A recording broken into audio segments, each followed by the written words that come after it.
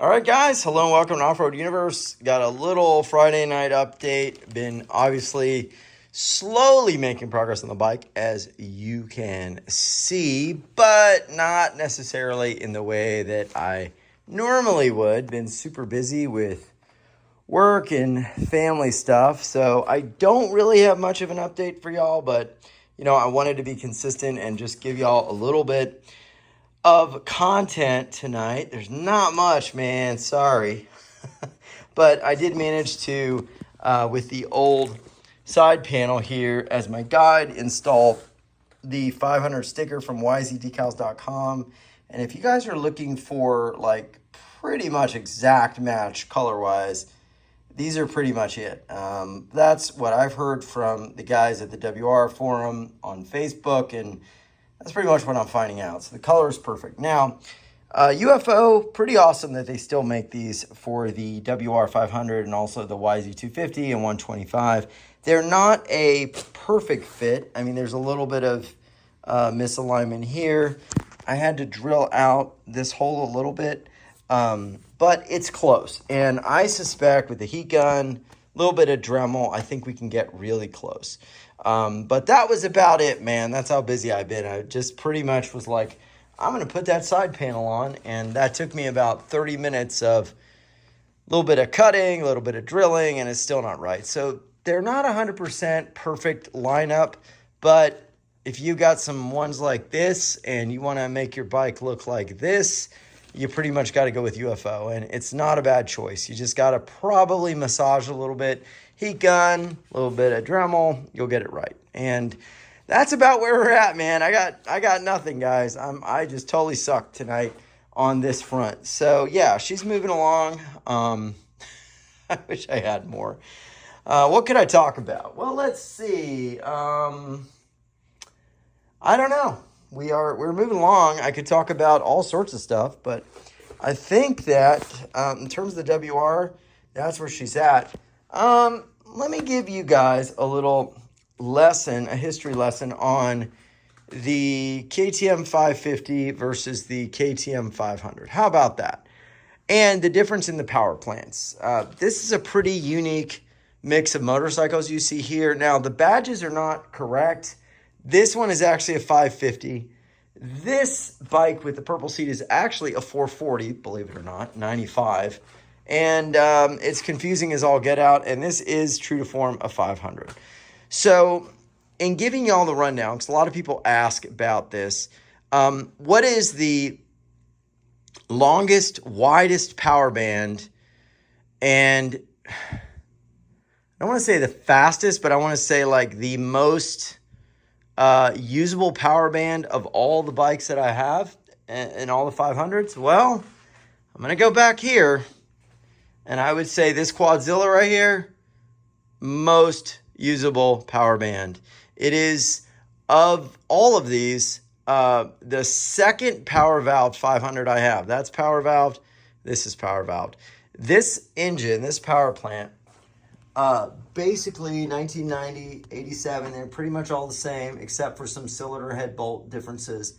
This power plant makes power from the moment you crack the throttle. In fact, right when you crack the throttle, it'll lift these front wheels up with a snap. And then it pulls all the way to top end until you pretty much realize you're going way too fast. I mean, there is no hit. It is simply a hit from the moment you crack the throttle.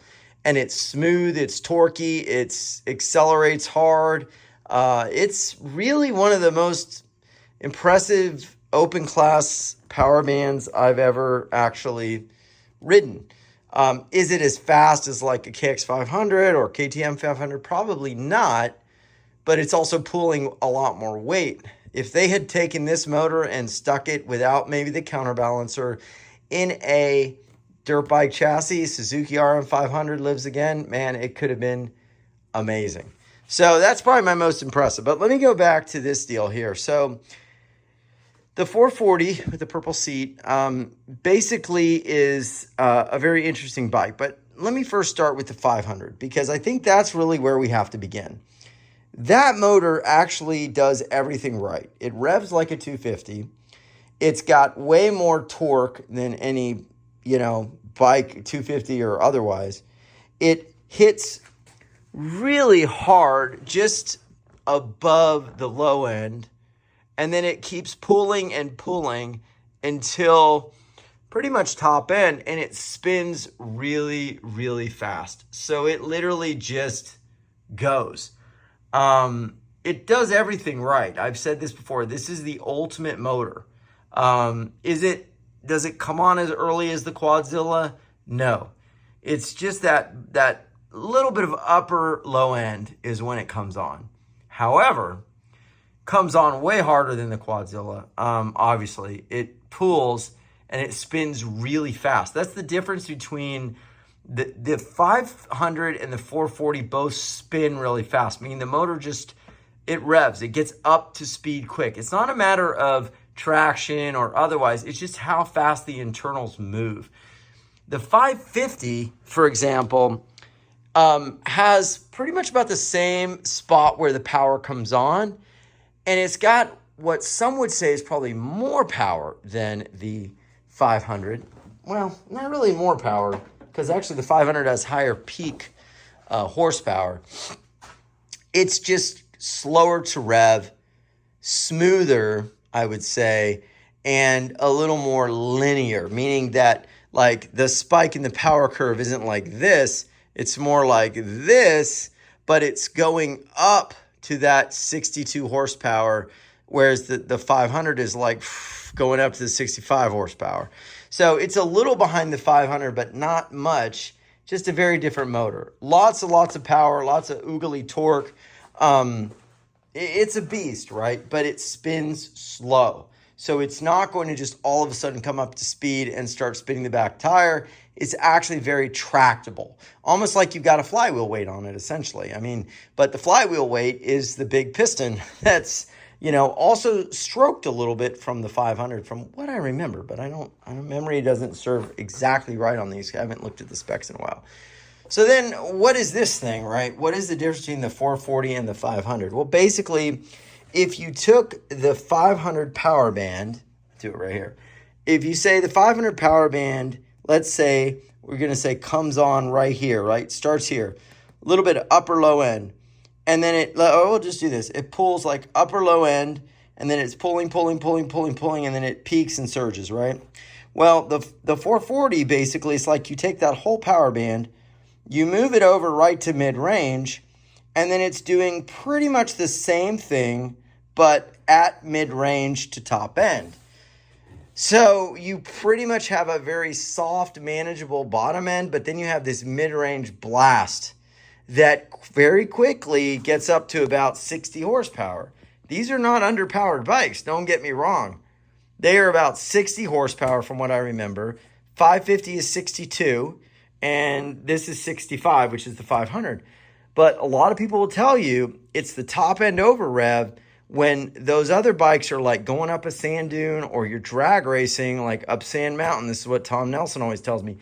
These things, because the power's not coming on until later and they're keeping up with the other bikes, these things keep pulling and they pull away.